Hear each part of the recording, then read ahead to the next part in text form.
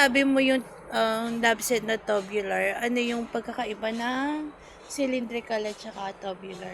Explain. Tubular po, ito po. Bali wala na po siyang bakal dito po sa pinakagitna. Hindi po katulad dito sa Cylindrical. cylindrical, ito po. Meron po siyang bakal na bilog dito sa gitna po. Ito po wala na po. Bali meron na lang po siya tornilyo at saka yung pinaka maliit na mechanism. Mas mabenta ang tubular, no? Mas Yung mabenta mabenta ma'am po. yung tubular kasi po kadalasan ma'am sa cylindrical natin.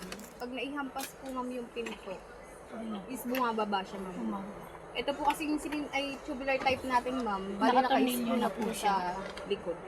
Mm. Kahit na medyo maihampas po yung pinto na or maihampas ma'am ng malakas yung pinto, hindi siya ma'am basta-basta basta. So makikita rin pala sa screw, no? Yes. Yes po.